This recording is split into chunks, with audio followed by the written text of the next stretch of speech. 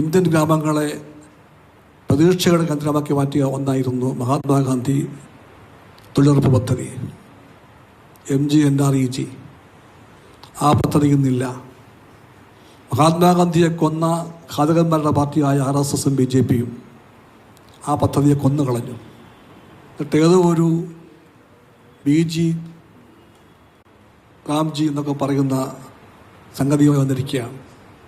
സത്യത്തിൽ ഗ്രാമീണ ജീവിതങ്ങൾക്ക് പുതിയ വെളിച്ചം കൊടുത്ത പ്രതീക്ഷയേകിയ ഒരു മഹത് പദ്ധതിയെ BJP ഗവൺമെൻറ് തകർത്തിരിക്കുകയാണ്.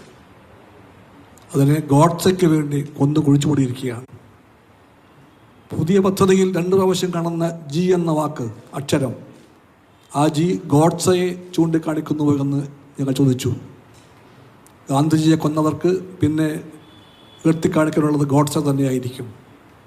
ആ ഗോഡ്സയുടെ ആശയങ്ങളെയും താല്പര്യങ്ങളെയും പ്രതിഫലിപ്പിക്കുന്ന BJP ഗവൺമെൻറ് ഇത്രയൊരു പദ്ധതിയെ നിസ്സാരമായി കണ്ടുകൊണ്ട് ഇല്ലാതാക്കാൻ ശ്രമിക്കുമ്പോൾ ആ പദ്ധതിയെ രക്ഷപ്പെടുത്താൻ വേണ്ടി, കാത്തുരക്ഷിക്കാൻ വേണ്ടി പ്രക്ഷോഭങ്ങൾ വേണം. അതിൻ്റെ ഭാഗമായിട്ട് എല്ലാ പഞ്ചായത്തുകളിലും NREG തൊഴിലാളികളുടെ സംഘടനകളുമായി ചേർന്നുകൊണ്ട് കമ്മ്യൂണിസ്റ്റ് പാർട്ടി വരുന്ന ആഴ്ചകളിൽ പഞ്ചായത്തുകളിലെ പോസ്റ്റ് ഓഫീസുകളോ അല്ലെങ്കിൽ ഉചിതമായിട്ടുള്ള കേന്ദ്ര സർക്കാർ ഓഫീസുകളോ മുമ്പിലോ ധർണകളും സമരങ്ങളും നടത്തും. മുദ്രാവാക്യം ഒന്നാണ്: ഈ പദ്ധതിയെ കൊല ചെയ്യരുത്. ഈ പദ്ധതി ഇന്ത്യക്ക് വേണം. ഗ്രാമീണ ഇന്ത്യക്ക് ചൈതന്യം പകർന്ന ആ പദ്ധതിയെ നശിപ്പിക്കാൻ സമ്മതിക്കില്ല. അതാണ് ആ പ്രക്ഷോഭത്തിൻ്റെ കാതൽ. അത് കമ്മ്യൂണിസ്റ്റ് പാർട്ടി പ്ലാൻ ചെയ്തിട്ടുണ്ട്.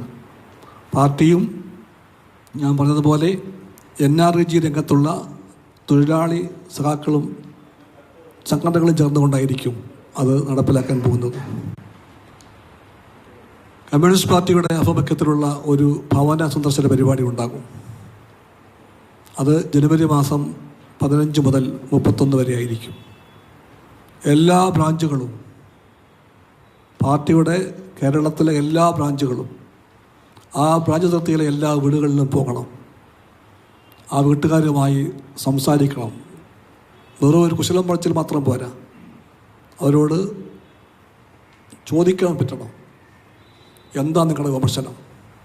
നിങ്ങൾ ഞങ്ങളെ എങ്ങനെ കാണുന്നു? നിങ്ങളുടെ പ്രതീക്ഷ എന്തായിരുന്നു ഞങ്ങളെപ്പറ്റി?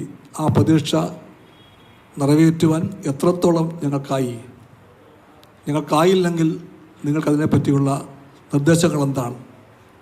ഈ ഒരു ആഴമേറിയ ചർച്ചയ്ക്ക് BG രാംജിയിലെ 2G അത് ഗോഡ്സെയെ പ്രതിനിധീകരിക്കുന്നതാണ് എന്നുള്ള വിമർശനങ്ങൾ ഉണ്ടായെന്ന് ബിനോയ് വിശ്വം.